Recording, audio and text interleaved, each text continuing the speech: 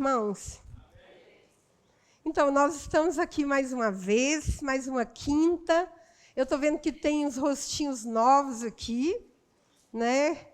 Graças a Deus pela sua vida, que conseguiu chegar aqui. Alguém perguntou para a gente se o povo ia vir, pastor, porque hoje tem jogo, né? Hoje tem um jogo aí, mas nós estamos no lugar que nós escolhemos estar, que nós temos prazer em estar. Nós viemos aqui para ouvir a voz de Deus. Nós viemos aqui para ter comunhão com os irmãos. Nós estamos na igreja do Senhor. Esse é o lugar que escolhemos para estarmos aqui. Então, quantas pessoas que estão aqui hoje que está pela primeira vez? Olha, tem um grupo bom desse lado. Daqui estava todo mundo. Então, o que está acontecendo nas quintas-feiras? Esse é um curso que chama Conquista da Alma. Nós estamos aqui porque a liderança dessa igreja pode agradecer a eles, viu? Porque eles querem trazer saúde espiritual, emocional para cada vida, mais e mais. Então, esse é um lugar de ensino, esse é um lugar que nós vamos continuar. Lembram da pregação que a Cláudia deu, falando das tipologias que se apresentam no livro de Josué? Esse livro é o livro que a gente está trabalhando com ele. A gente tem esse livro para vender. A Cláudia tem um motivo para vender esses livros, para conseguir dinheiro para ajudar o filho a fazer as terapias dele, né?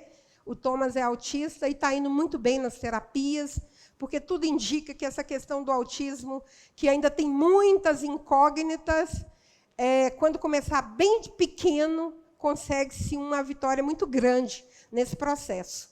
Então, é isso que está acontecendo.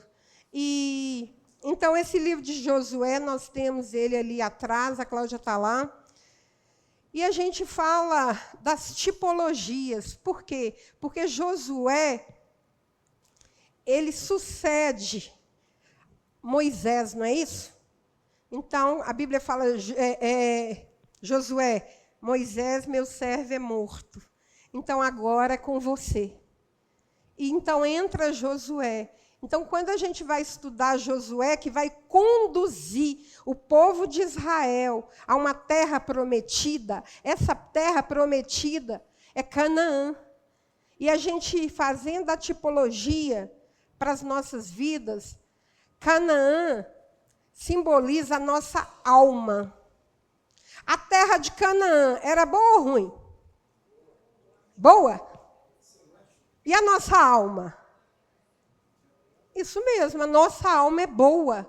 Quem criou a nossa alma? Deus. Assim como Ele criou todo o nosso ser, todo o nosso sistema. Então, Deus é o Criador de todas as coisas e criou a nossa alma. Porém, o que acontece naquela terra física, onde Josué precisa conduzir aquele povo? Tirar aquele povo do deserto e conduzir a uma terra que mana leite e mel. A terra de Canaã é boa. Mas o que acontecia naquela terra? Tinha o que lá? O que mais tinha lá? Então, aquela terra estava ocupada. Assim como a nossa alma. O nosso ser. Porque ainda que a gente... Todo mundo aqui já foi batizado? Todo mundo foi? Amém. Hoje a gente vai falar do batismo do arrependimento. Então, o que acontece? Aquela terra estava ocupada, assim como a nossa alma. Ainda que a gente já aceitou Jesus, ainda que a gente tem tempo de vida cristã, ainda que a gente esteja nessa caminhada com Cristo, algumas pessoas falam, tem muita crise, mas a palavra de Deus fala que é de glória em glória. E nós precisamos crer nisso. Caminhar com Ele de glória em glória, não de crise em crise. As crises virão, porque a gente está na terra. O que acontece, então? Essa alma tem áreas da nossa alma que ainda tem crenças, que ainda tem pensamentos que nos aprisionam.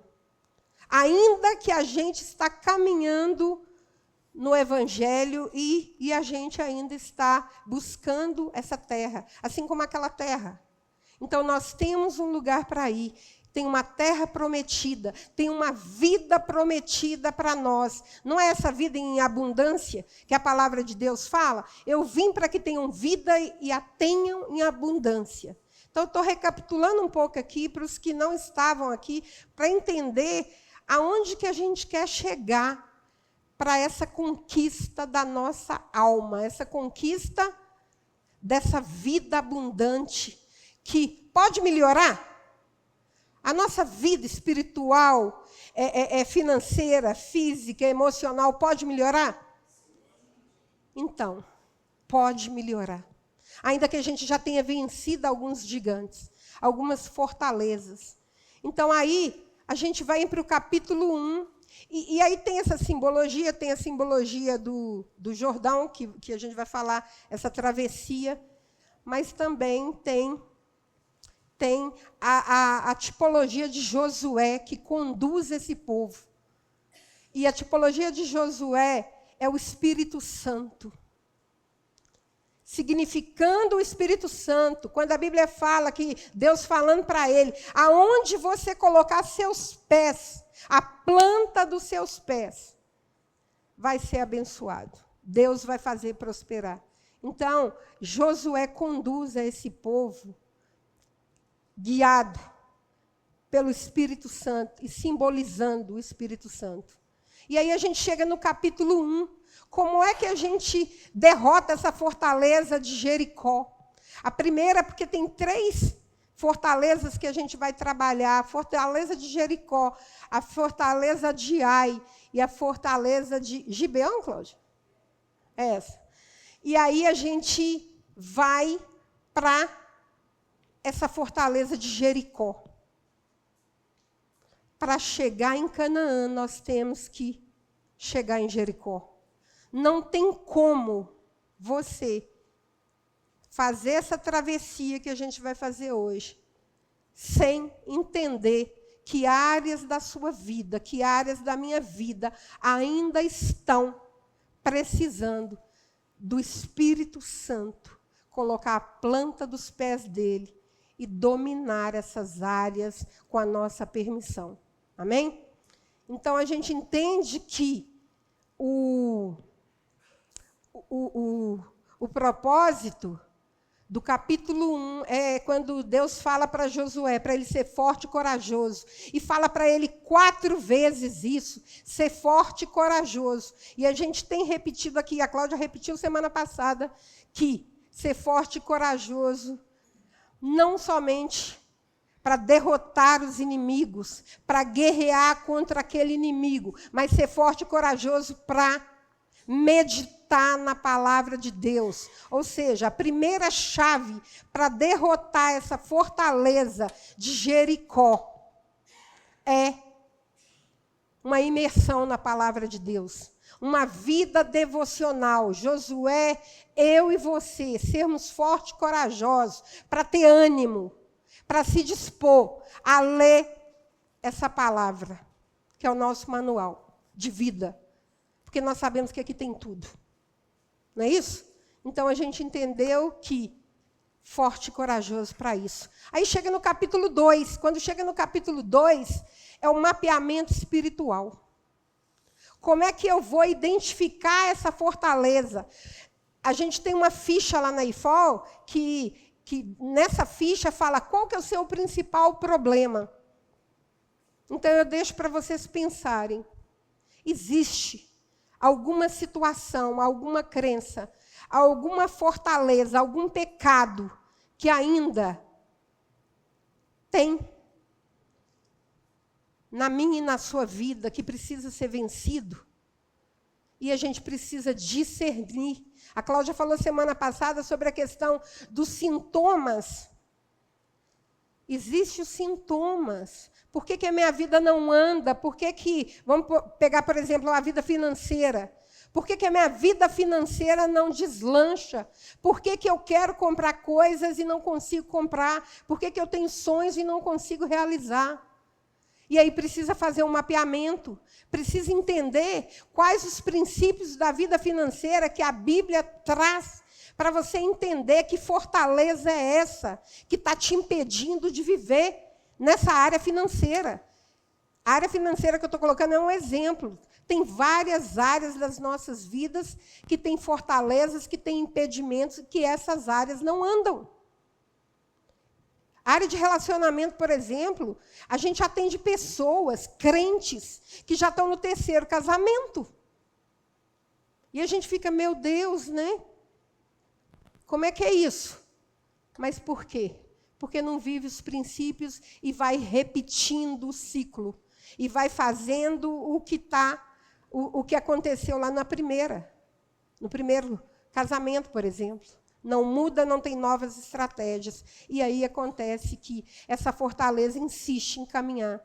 E a pessoa continua andando em círculos. Então, na vida financeira, como eu coloquei, se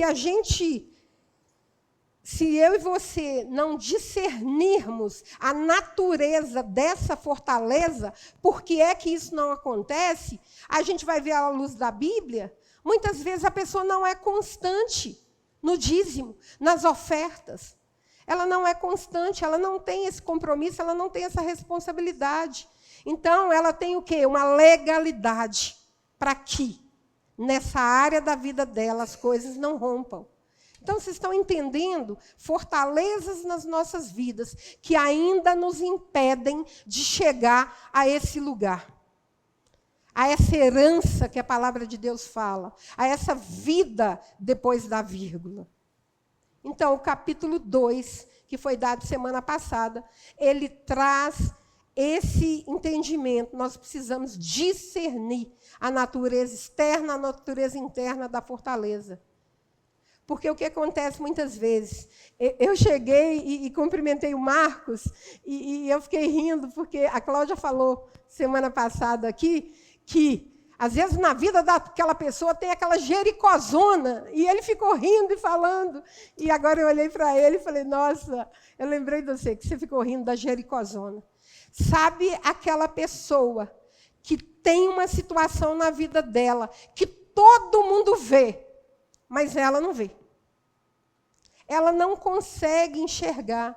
E tem uma coisa que a gente aprende em aconselhamento, que é assim, quando 3, 4 pessoas falam a respeito de nós alguma coisa, seja boa ou seja ruim, principalmente quando não é uma coisa boa, quando alguém discerne aquele outro como se ele fosse, por exemplo, egoísta. E uma pessoa vai dizer, você é egoísta. E o outro, numa outra situação que nem conhece, fala a mesma coisa, e o outro fala.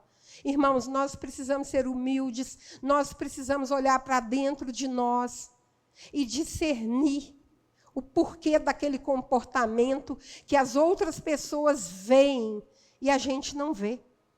Isso acontece com a ira, isso acontece com a passividade. Pessoas que nunca conseguem tomar decisão. E todo mundo fica tentando empurrá-la e fazer por ela, e ela não anda.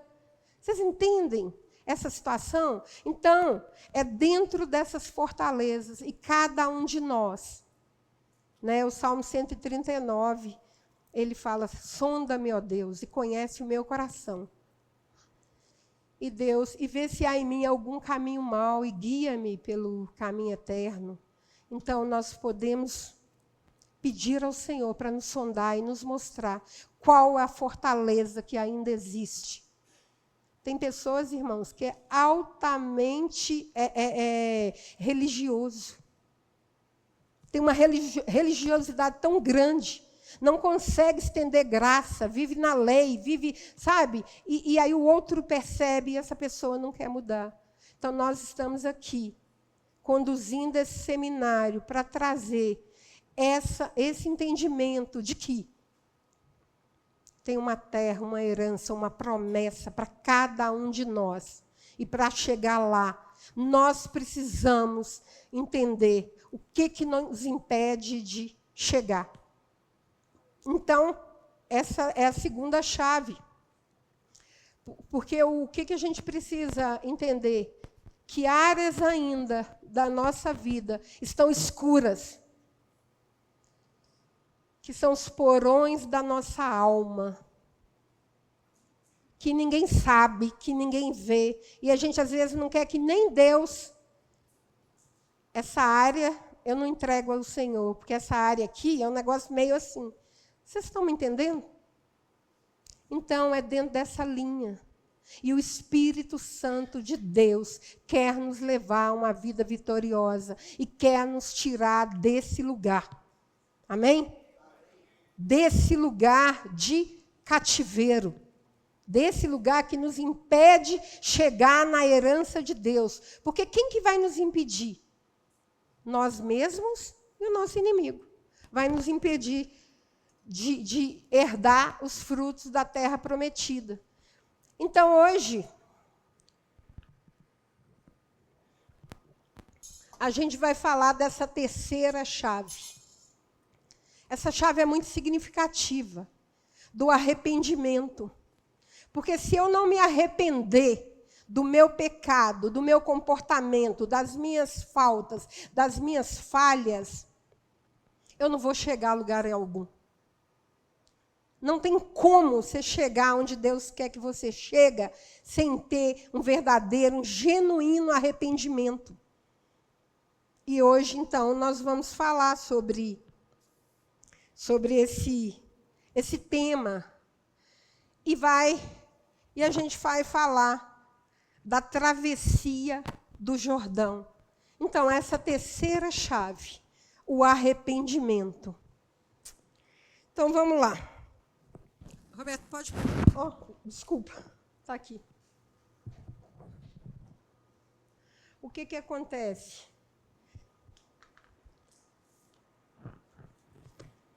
A mensagem, o estudo, né, essa aula de hoje, está no capítulo 3 de Josué. E o título aqui na minha Bíblia é a passagem do Jordão. Levantou-se, pois, Josué de madrugada, e tendo ele e todos os filhos de Israel partido de Sitim, vieram até o Jordão. E pousaram ali antes que passassem. Sucedeu ao fim de 3 dias que os oficiais passaram pelo meio do arraial e ordenaram ao povo, dizendo: quando virdes a arca da aliança do Senhor, vosso Deus, e que os levitas sacerdotes a levam, partirei vós também do vosso lugar e a seguireis. Contudo, haja a distância de cerca de 2.000 côvados entre vós e ela.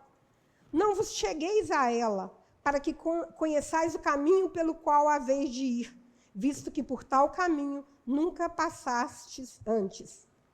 Disse Josué ao povo: santificai-vos, porque amanhã o Senhor fará maravilhas no meio de vós.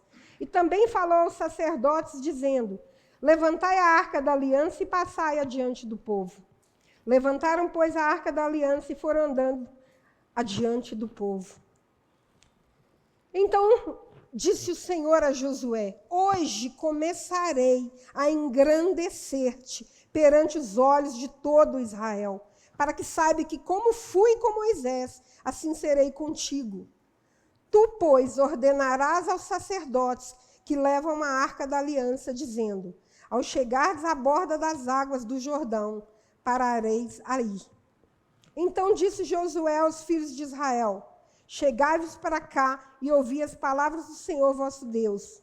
Disse mais Josué: nisto que conhecereis que o Deus vivo está no meio de vós, e que de todo lançará de diante de vós os cananeus, os heteus, os heveus, os ferezeus, os gigaseus, os amorreus, os jebuseus. Eis que a arca da aliança do Senhor de toda a terra passa o Jordão diante de vós.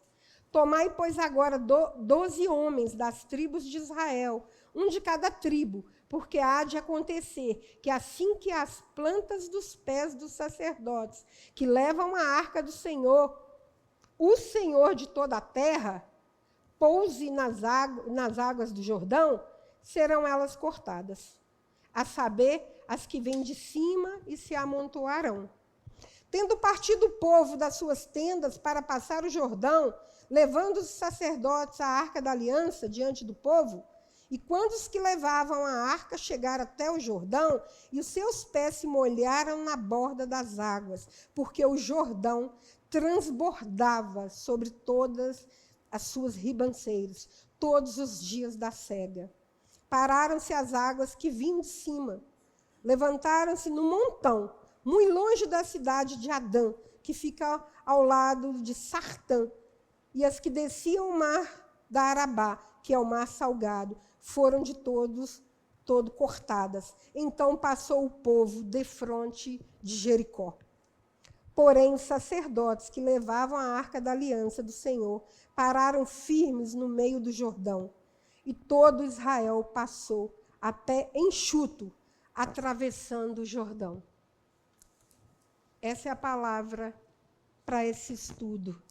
Atravessando a passagem, né, do Jordão. E aí a gente vê que o Rio Jordão é aquele mesmo rio, ele é cenário profético. Esses slides dessa aula estão bem explicativos, tá, gente? Quem quiser, é só pedir para o Roberto que ele passa. Então, ele é cenário profético de grandes acontecimentos. Elias, quando a gente vê essa passagem, vocês lembram que quando Elias está ali com Josué, antes de ser levado naquela carruagem de fogo pelo Senhor, eles atravessam esse rio, e Elias lança o manto dele nas águas, e as águas também se afastam, e passa Elias e Eliseu. E depois vem Eliseu. Ele é esperto, esse Eliseu, hein? Ali, o Eliseu faz o quê? Viu que aconteceu isso? O Elias já não estava lá, Deus já tinha levado ele, aquele redemoinho, na carruagem de fogo. Ele faz o quê? Ele lança o manto que ficou, e as águas também se abrem. Então, a gente vê isso. A gente sabe de João Batista. Não é João Batista que vem pregando o batismo de arrependimento, e ele vai nesse rio. No livro de Mateus vai falar que primeiro vem João Batista e fala: arrependei-vos, porque está próximo o reino dos céus. E mais à frente, nesse mesmo livro, é Jesus que vem falando a mesma coisa: arrependei-vos, porque está próximo o reino dos céus. E Jesus é batizado nesse rio. Então, esse rio é um cenário, né, profético para tantas coisas que a gente vê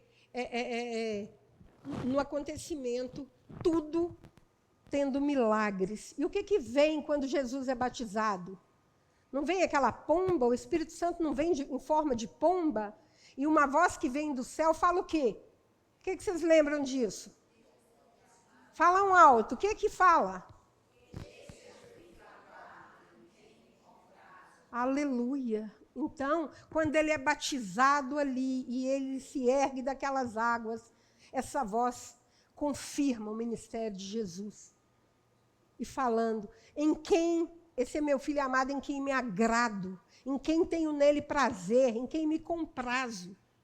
E Jesus começa ali, né, o seu ministério também, após a mensagem do arrependimento, né, que João Batista vem. Então, a palavra bíblica mais apropriada para explicar uma vida transformada é o arrependimento. Isso faz sentido para vocês?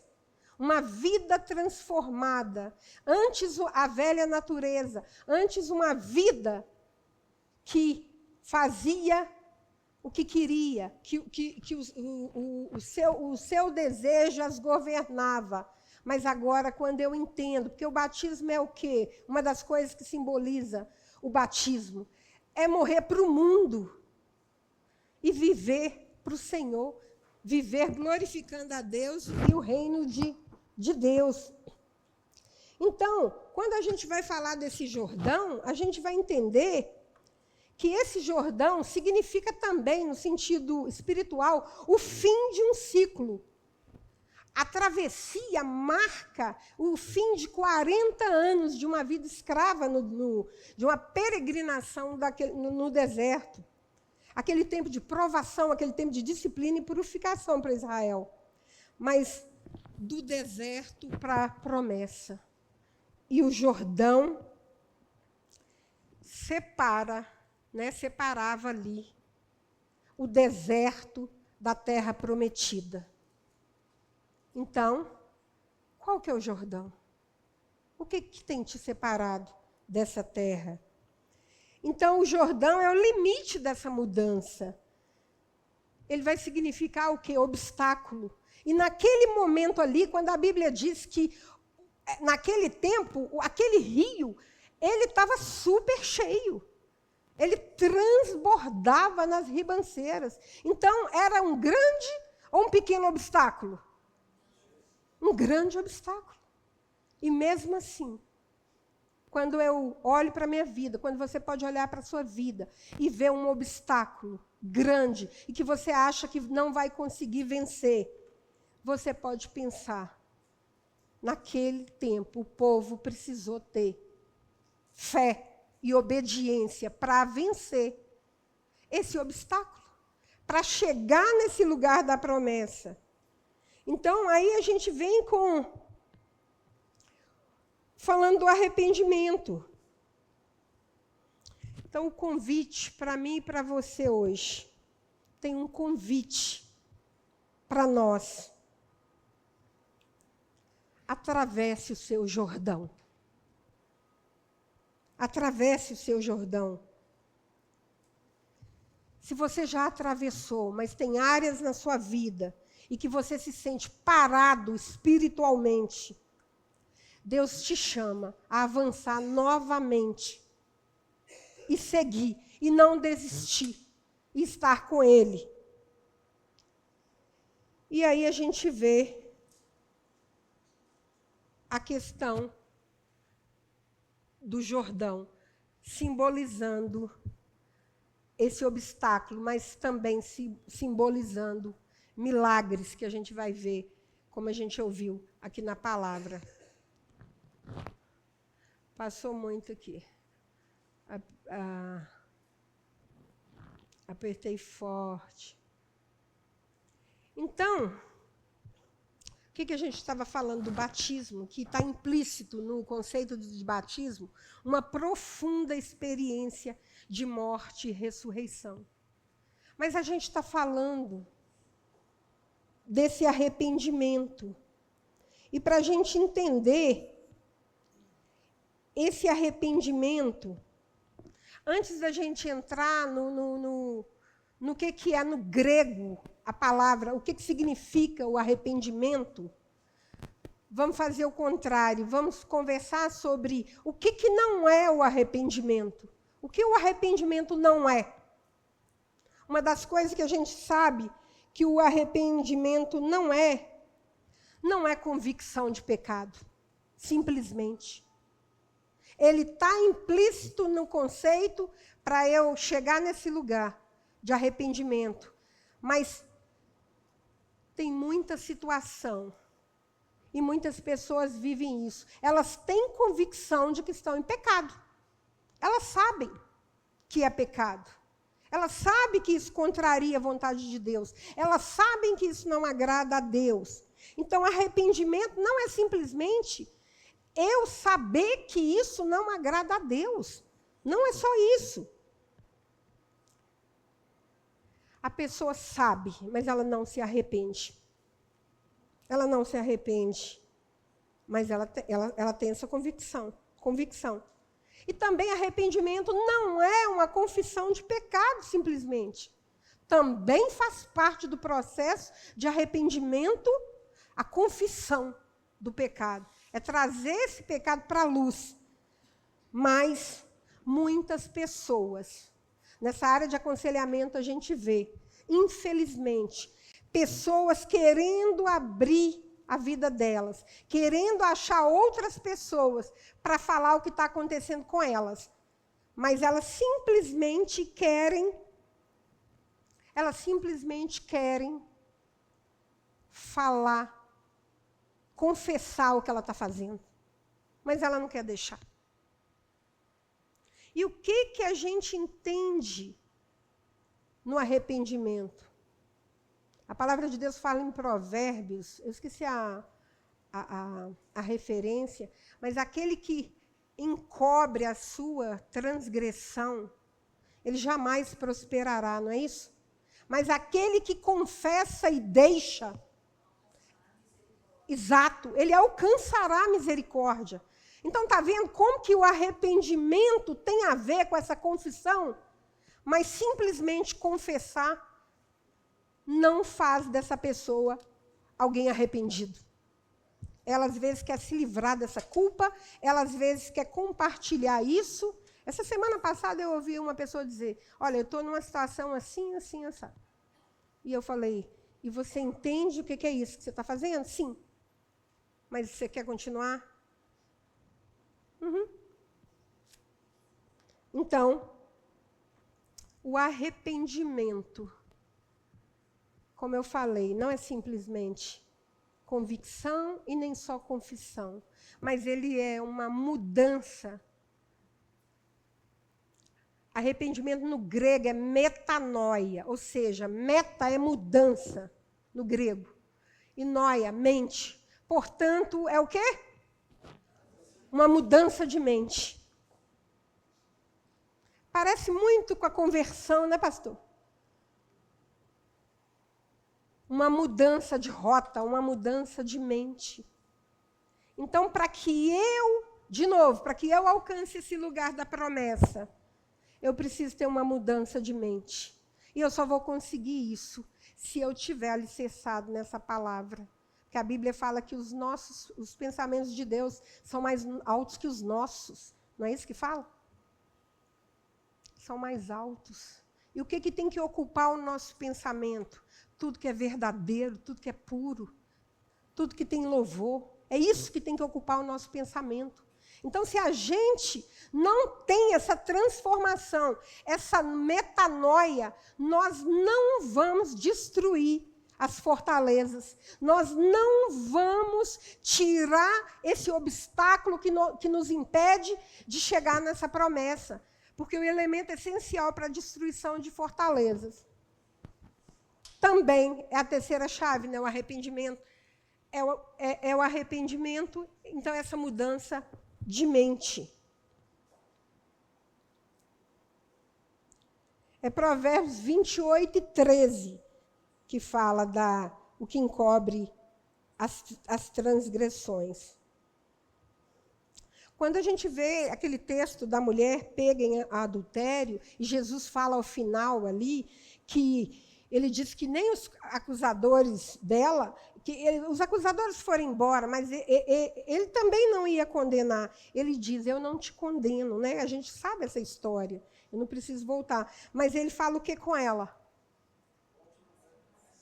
Exato. Vai e faz o quê? Não peques mais. Então, ele está dando graça a ela, para que ela vença o pecado, para que ela vença aquela situação. Mas a decisão de ir e não pecar mais é dela. Mas ele está dizendo isso para ela, porque ele livrou aquela mulher de ser morta ali. E aí a gente traz de novo esse arrependimento.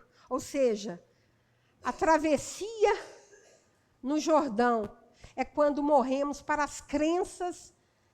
Roberto, o relógio mudou de novo. De novo, gente, é porque semana passada ele mudou, tá? E aí a gente fica aqui tentando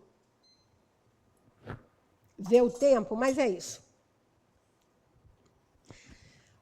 É quando morremos para as crenças e mentalidades que conspiram contra a sabedoria da cruz. E a implementação do seu reino, somos transformados pela renovação da nossa mente, né? Porque o arrependimento faz com que nós nos renasçamos com a mente de Cristo. Porque quando a gente renasce com a mente de Cristo, é aí que a gente vai experimentar o que a Bíblia fala. A gente vai experimentar qual é a boa e agradável e perfeita vontade de Deus. Amém? Quando a gente transforma a nossa mente e entende que isso aqui vai nos salvar daquela situação, a gente experimenta a boa e perfeita, agradável vontade de Deus. Gente, essas crenças e mentalidade são coisas que às vezes nos acompanham desde criança. A Cláudia contou alguma coisa na vida dela, mas se a gente for perguntar cada história, cada vida, cada um vai ter algo a dizer. Eu mesma, quando eu carreguei por muitos anos uma sensação de abandono. É como se fosse um espírito de abandono sobre a minha vida. Mas por quê? O que aconteceu com a minha história? Quando eu tinha 10 anos, a minha mãe... Lembra que a Cláudia falou semana passada que muitas vezes a motivação é boa, mas é contrária à palavra de Deus. A minha mãe entendeu que para que eu continuasse a estudar, para que eu tivesse uma vida melhor, para que eu pudesse me livrar... Eu sou de Sete Lagoas, então é uma cidade muito perto daqui. Mas eu só tinha 10 anos e a minha irmã e a minha mãe falou que eu tinha que morar com meu irmão mais velho. A minha irmã está ali, ela sabe dessa história. A Conceição sabe dessa história. Então, o que acontece? Ela me falou para eu morar com meu irmão mais velho, porque a minha cunhada ia ganhar bebê, e eu ia para lá ajudar minha cunhada, e eu ia estudar.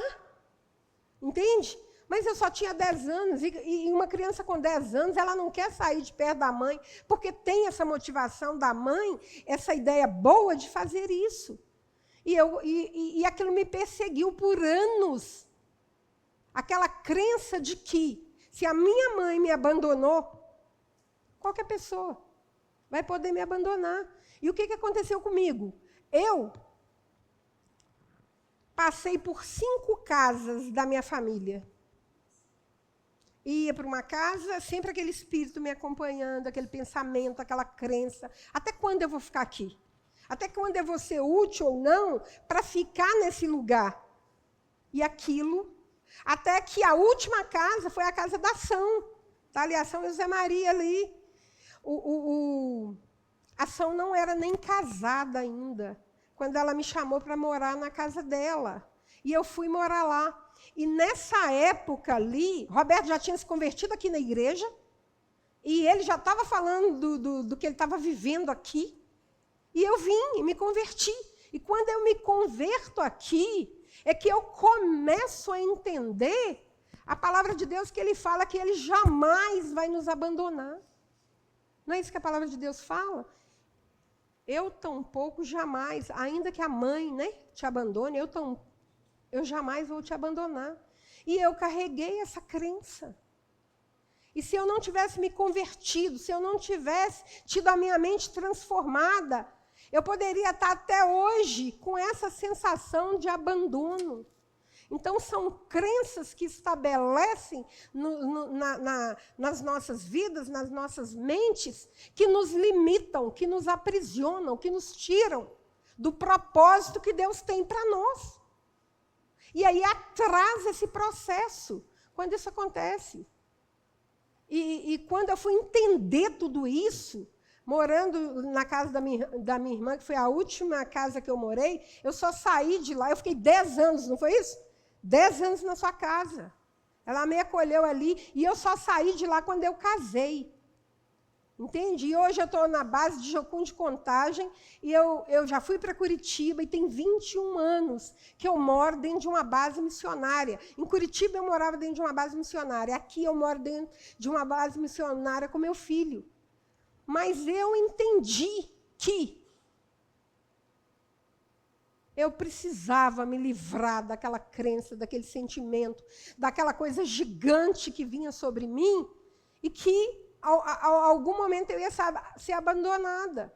E quando eu descobri tudo isso, minha mãe já tinha falecido. E nós não conversamos com mortos, não é isso? Nós não temos essa prática.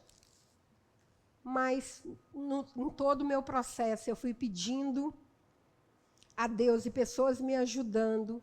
E eu pedi perdão a Deus pelo que ela fez. Eu não podia pedir perdão para ela. Porque se a pessoa está viva e aconteceu tudo isso, você pode fazer o caminho de volta com ela e falar, olha, aconteceu essa situação e eu quero liberar perdão na sua vida por isso. Isso tudo é num ambiente bem seguro, gente. Num ambiente bem acolhedor e propício para uma revelação de algo que te aprisionou. E aí, Então, aí eu tenho João Pedro, não é isso? E o pai dele morre exatamente quando ele tem 10 anos. E pensa você se naquela época que João Pedro morreu, que o Robson morreu, se eu não ouvi. Eunice, você é missionária, por que você não deixa o João Pedro na casa da avó dele, da mãe do Robson, e vai fazer a obra? A ideia, né? Exatamente. Só que quando a gente não é curado, daquela crença, daquela fortaleza, daquele impedimento, daquela situação que nos aprisiona, a nossa tendência é repetir. Já ouviram aquela frase que quem não perdoa, repete? Repete. Por que pessoas, às vezes, que foram abusadas e na vida adulta elas vão abusar? Por quê? Elas não perdoaram, elas estão presas àquilo. E quando elas veem, elas estão fazendo exatamente aquilo que as aprisionou. E aí eu disse, não, João Pedro vai ficar comigo. Irmãos, até hoje eu não fui para país algum. Não porque eu não quisesse, já quis. Mas em alguns momentos que eu quis fazer missão em outro país, sempre me trazia a situação do João Pedro, e como que ele ia interagir naquilo lá, e como que eu ia fazer. Lembra que a Cláudia falou de fazer a obra de Deus? Fazer a obra de Deus sem Deus, ou fazer a obra de Deus sem fazer a vontade de Deus, é nulo, não faz efeito.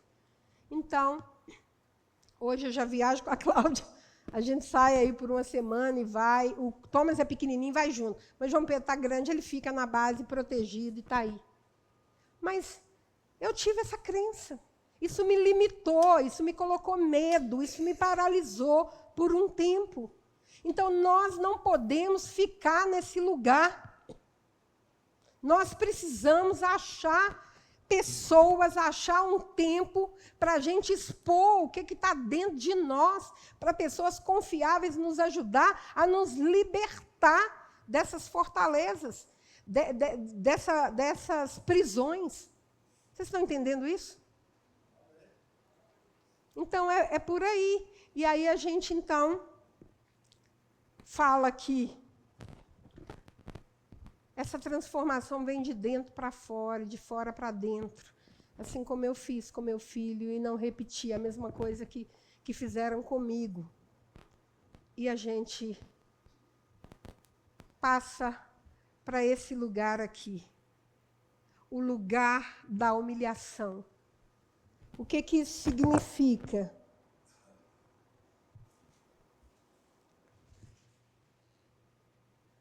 Para uma vida de arrependimento. Porque arrependimento, como a gente falou, não é só convicção, não é só confissão, mas a gente vai precisar ir para esse lugar de humilhação. Jesus tinha pecado? Não. Mas ele vai ali naquele rio e se identifica conosco e batiza. Ele não precisava de nada daquilo. Ele se humilha, ele vai até aquele lugar e nós precisamos. E essa outra Daqui a pouco eu volto aqui. Mas quando a gente vai falar desse lugar de humilhação, geograficamente, Sitim já era um lugar baixo, mas o Jordão era um lugar mais baixo ainda. Então, para que eu exerça o arrependimento na minha vida, eu preciso também ir para esse lugar de humilhação. Então, aqui simbolizando esse lugar de humilhação. O que é esse lugar de humilhação? É falar para Deus que o meu pecado, ele tem nome. Senhor, eu estou vivendo uma vida de pornografia, eu estou vivendo uma vida que não glorifica o Senhor. Eu quero dizer isso para o Senhor, e eu quero ir para esse lugar e me humilhar. Jesus, me ajuda a sair desse lugar. E aí, se eu não vou para um lugar de humilhação, eu não consigo romper com essa fortaleza. Eu preciso dizer para o Senhor que o meu pecado está me separando dele e eu não estou tendo uma vida de humildade, de quebrantamento, quando está falando isso. Porque o fluir de Deus tem a ver com o estilo de vida de humildade e quebrantamento. A gravidade espiritual sempre nos leva a descer e nos mantém em um lugar de humildade e favor. Então, esse lugar de humilhação precisa estar no nosso contexto de arrependimento, para que a gente entenda que é nesse lugar que eu vou ter vitória. Me humilhando, me expressando, me quebrantando e falando para Deus que eu pequei. E aí está essa geografia. Eles acamparam ali por 3 dias, né? A gente leu aqui, ao fim de 3 dias, Josué 3:2. Então, irmãos, é uma tipologia. É necessário demorar no lugar de humilhação. Eu preciso entender, assim como Jesus esteve ali no Getsêmani, e depois, Jesus também esteve morto, né, por 3 dias. Mas depois o quê? Ele ressuscita. Mas a gente precisa permanecer e demorar nesse lugar de humilhação. Sabe para quê? Para que o nosso arrependimento não seja simplesmente da boca para fora, mas que ele seja verdadeiro, que ele seja genuíno. Então, eu preciso dizer para o Senhor que aquilo que eu estou praticando, aquela situação que está me aprisionando, ela está me tirando do propósito de Deus. E aí eu vou para aquele lugar de profunda humilhação, assim como Jesus fez antes de ressuscitar. E então a gente entende que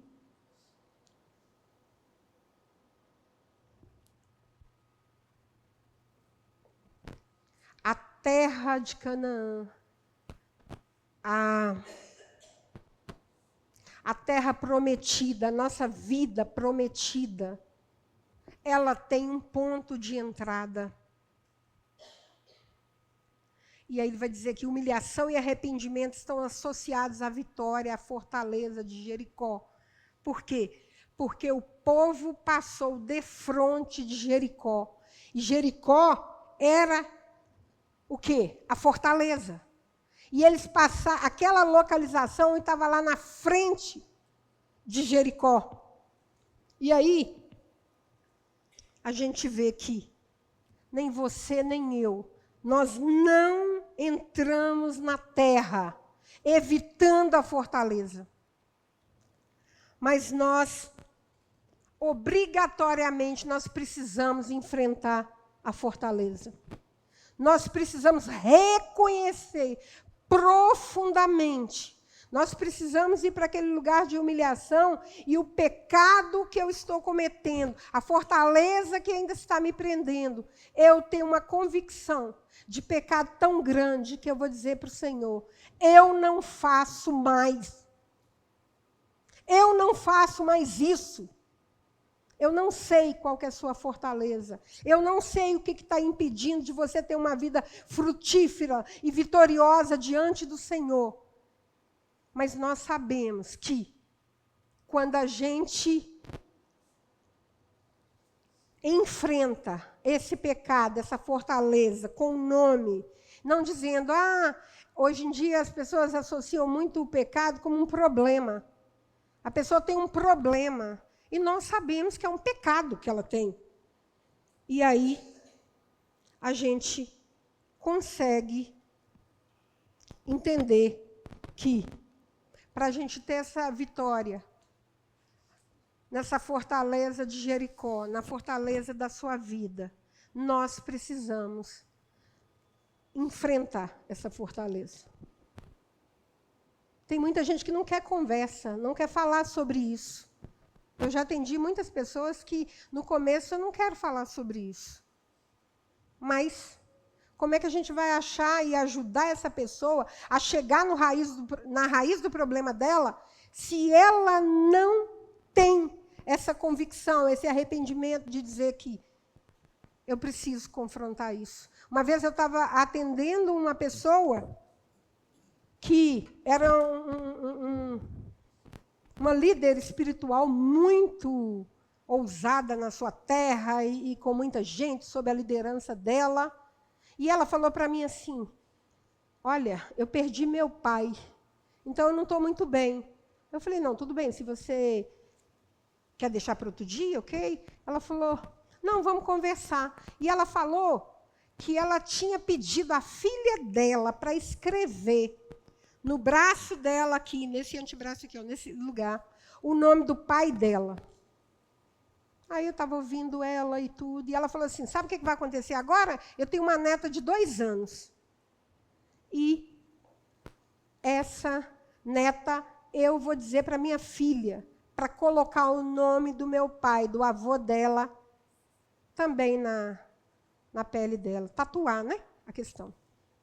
E a gente conversando, e eu trazendo para ela se fazia sentido o que a Bíblia diz a respeito dessas coisas, levando ela a entender que tipo de vida o pai dela teve e que tipo de vida ele transmitiu a ela. Ela foi vendo e analisando. Lembra quando a gente falou que tem que discernir essa fortaleza? E ela estava em quê? No final dessa história toda, que a gente demorou não sei quanto tempo, porque a pessoa precisa entender isso. Ela precisa estar de frente com o problema dela. Ela tem que estar de frente com essa situação que limita ela. E ela entendeu que ela estava em idolatria. A ponto de colocar o nome na pele, pedir para a filha e depois a neta. E essa mulher teve um tempo ali comigo, e tinha uma outra pessoa junto, uma psicóloga, e essa psicóloga também interagindo ali, e ela entendeu, e ela se arrependeu disso. Ela achava que ela tinha que honrar o pai dela daquela forma, e totalmente contrária ao que a palavra de Deus diz, mas ela foi se convencendo ali, de que aquela situação. Mas quem faz isso? Quem nos convence do nosso pecado? É o Espírito Santo. Ele nos convence disso. Então, por isso, aconselhar, você nem pode marcar a hora do tempo que vai durar, porque, às vezes, a pessoa não enxerga, não consegue ver, mas está aprisionada naquilo. E ela exercia um controle tão grande na filha, e queria ainda que a neta fizesse aquela situação. Então, ela entrou nesse lugar de humilhação e viu o que ela estava fazendo. Ela nem esperou aquela IFOL acabar para ligar para a filha dela e pedir perdão, e chorar muito e tudo. Mas foi um divisor de águas na vida dela, quando ela se viu de frente para o problema dela e entendeu. Então, nós precisamos ir para esse lugar e enfrentar esse pecado.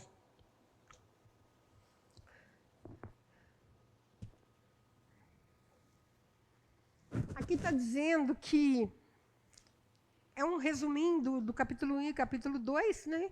E o 3, estilo de vida devocional, que a vitória para a gente derrubar essa fortaleza é um estilo de vida devocional com a palavra de Deus, como a gente já falou. É um mapeamento da fortaleza e um arrependimento genuíno. Porque, irmãos, não adianta fazer IFOL, não adianta fazer um curso desse que a igreja está proporcionando, não adianta vir à igreja no sentido de que, se eu não quero mudança, se eu não quero me arrepender, se eu não quero deixar, e a gente precisa entrar nesse lugar de deixar que o Espírito Santo nos convença, porque ouvindo todos os reis dos amorreus, que o Senhor tinha secado as águas do Jordão, desmaiou-se-lhes o coração, e não houve mais alento neles. Impactou aquele lugar do que Deus tinha feito ali naquele lugar, e eles desmaiaram. Ou seja, aqui, arrependendo do nosso pecado, arrependendo daquilo, dessa fortaleza, do que nos aprisiona, Jericó começa a dar uma estremecida. A gente sabe que essas fortalezas, essas muralhas vão ser derrubadas no capítulo 6. Mas a gente já vê aqui que desmaiou-se-lhes o coração. Ou seja, eles estavam vendo o que Deus fez àquele povo. Porque uma coisa é você como sacerdote, porque naquela época o sacerdote que fazia esse papel. A arca estava com o sacerdote. As pessoas não podiam carregar. A arca significa o quê? A gente vai ver agora. Ó. A arca da aliança aí. A arca significa a presença de Deus. Mas hoje, o que a gente sabe? A Bíblia fala o quê sobre nós? Nós somos sacerdotes? Somos sacerdotes. A Bíblia diz que nós somos sacerdócio real, povo de propriedade exclusiva de Deus. E aí a gente vê que um elemento fundamental naquela travessia era o quê? A presença de Deus. Assim como para eu vencer essa fortaleza, eu preciso do quê? Do Espírito Santo de Deus, dessa presença de Deus, para que eu vença essa situação. A gente via que a Bíblia fala que a arca era conduzida nos ombros do sacerdote, ou seja, eles eram encarregados de trazer a presença de Deus. Mas hoje, através do nosso compromisso pessoal, a nossa dedicação, nós podemos, já viram aquela expressão, pôr o pé dentro d'água? Nós podemos ter essa iniciativa de fazer acontecer para que essa fortaleza seja demolida e que o milagre aconteça. Então, nós temos essa arca da aliança e que no livro, na Bíblia a gente leu, no Josué 3 e 4, que a gente precisa manter espaço, o espaço da arca, né? Naquele tempo era assim que se fazia. E hoje a gente, criando uma analogia com isso, de dar esse espaço para a arca, nós precisamos dar espaço para o Espírito Santo nos convencer daquilo que nós estamos fazendo.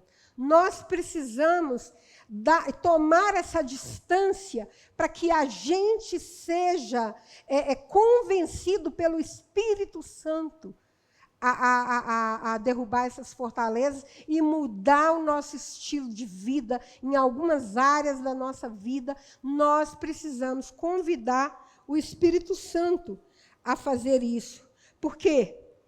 Porque nós estaremos sensibilizados e entendendo que nós precisamos da ajuda dele para a gente amadurecer essa ideia de mudança que precisa ser feito. Porque o que a Bíblia fala sobre quem nos conduz ao arrependimento? Não tem esse versículo? Em Romanos 2,4 vai dizer que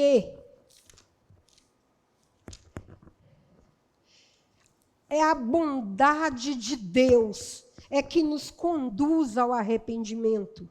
Ou seja, Jesus também falou, quando o Espírito Santo, quando ele vier, convencerá o mundo do pecado, da justiça e do juízo.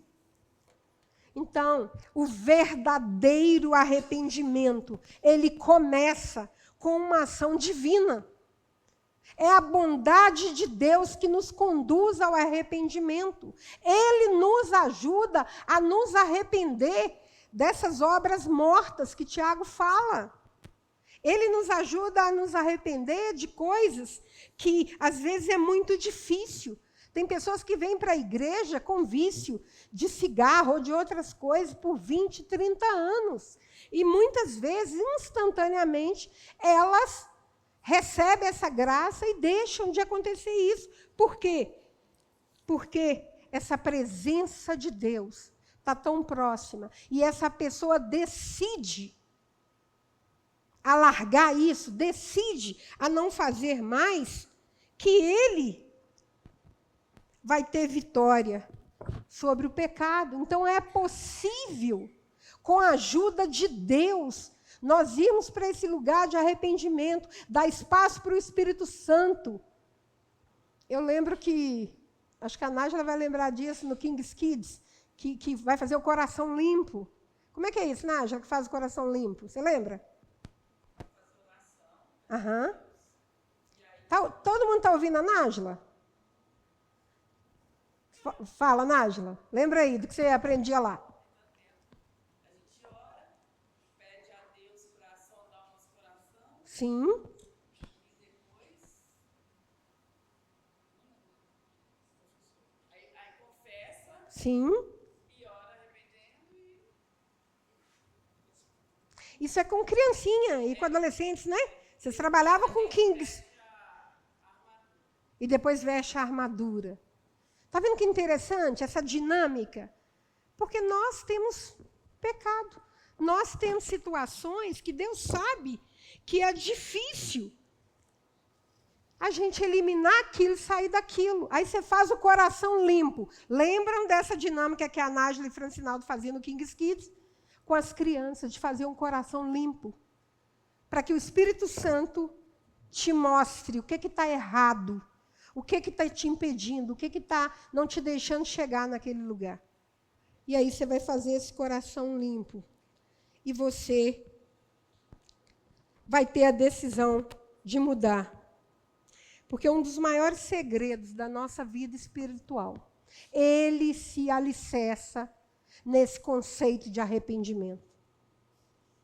Essa decisão irrevogável de que, Senhor, eu ouvi a sua voz, eu fui convencida pelo Espírito Santo, e a partir de hoje, eu não faço mais. Eu não quero mais. E aí vem o sobrenatural de Deus. Aí entra o sobrenatural de Deus para nos ajudar. É muito interessante, porque a decisão de colocar o pé dentro d'água é nossa, não é nossa? Então, a decisão de mudar é nossa. Mas quem fez as águas represarem? Foi quem? Deus. Então, é a mesma coisa. Então, às vezes, a gente conversa com pessoas que falam, eu não tenho força, eu não consigo sair disso. Eu não dou conta de sair. Ela precisa confessar para Deus e falar para Deus, Senhor, eu não dou conta de fazer, me ajuda a fazer. E aí vem o sobrenatural de Deus. E Ele nos dá graça para vencer naquela área. Aí você vence naquela área. Aí você pensa assim, será que tem mais uma área? Aí você vai para outra área. E você insiste, persiste e se arrepende. Porque, irmãos, o arrependimento ele tem que ser 100%. Gravem isso. Não dá para arrepender de uma coisa 99%. Porque senão eu faço de novo. Eu volto a fazer. Eu não vou dar conta. Porque aquele 1% que falta vai nos pegar. Aquele 1%, aquela brechinha de 1%. Poxa vida, pastor, mas eu estou quase bom nesse negócio. Mas precisa se humilhar mais. Lembra? Ir mais baixo. Buscar a presença de Deus, quebrantar. E aí a gente vai fazer isso.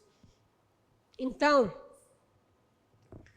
aqui a gente vai para o processo de arrependimento. Porque o arrependimento, aí entra, sim, a convicção. Porque se eu não tenho convicção de que aquilo é pecado, aquela mulher que eu estava atendendo não tinha convicção de que o que ela estava fazendo era pecado. Ela não tinha. E ela simplesmente queria honrar o pai dela. Na ingenuidade, não sei, mas eu sei que a terceira geração dela tatuando o nome do pai dela. Ou seja, nós precisamos ter convicção de pecado. E quem nos ajuda a isso é o Espírito Santo. E essa confissão que a gente precisa fazer. Confessar.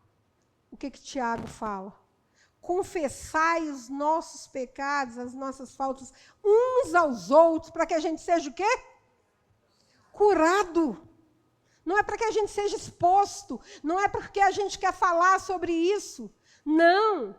É se você está num ambiente seguro, num lugar seguro, eu vou dizer, olha, o meu pecado é esse. Entende? Lembra que a Cláudia falou semana passada daquele pastor que eu fiquei lá esperando ele chorar por 1 hora. E ele estava ali chorando.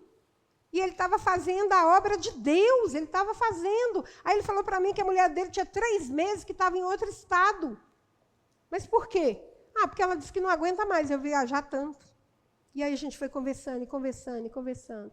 E ele se arrependeu e viu que o que ele estava fazendo era a obra de Deus. Sem Deus, e sacrificando a família dele, não tendo aquele equilíbrio ali. Então, nós precisamos entender que, quando eu confesso isso, e eles estão juntos, eles estão bem, e ele está fazendo a obra de Deus. Mas, de uma forma equilibrada, porque não é só ele sozinho, ele tem uma família, ele tem um casamento. Então, esse processo culmina nessa decisão que a gente tem tanto falado. Então, esse Jordão, qual é esse obstáculo? Você decide a atravessar para a terra prometida, mas não tem como fazer isso se você não entende que você precisa tomar uma decisão. Colocar os pés dentro d'água. Assim eles fizeram. E todo Israel passou. Não é isso que a Bíblia fala em Josué 3,17? Todo Israel passa. Então, o processo de arrependimento, esse todo Israel passa, ele precisa ser todo o nosso ser. Toda a nossa entrega a querer esse arrependimento, esse quebrantamento. Amém, irmãos? Então, a gente vê hoje, né?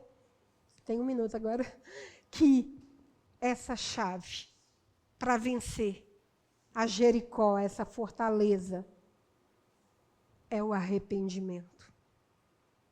Nos arrependermos, mas 100% com convicção. Então, o convite para mim e para você é para ir para esse lugar de arrependimento. De confessar e deixar.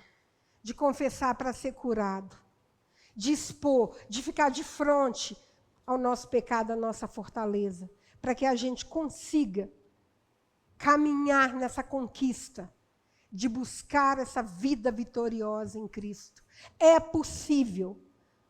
Nós podemos ter áreas das nossas vidas resolvidas. É possível a gente viver uma vida plena, porque tem uma promessa para nós. Tem uma promessa.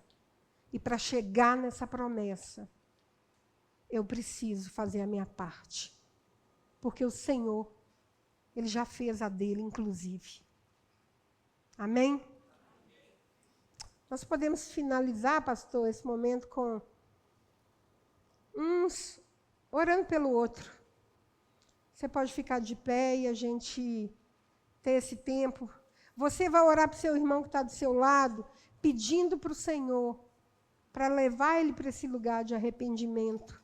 E às vezes ele já se arrependeu em tantas áreas, mas se tem alguma área que ele se entrega, que ele se submeta, que ele se quebranta a viver esse princípio, que é importantíssimo para a nossa vida cristã continuar. Vamos ficar de pé? E vamos finalizar. Ora com seu irmão. Se não tem ninguém do seu lado, procura essa pessoa. E ora por ele, para que Deus ajude ele a entrar nesse processo.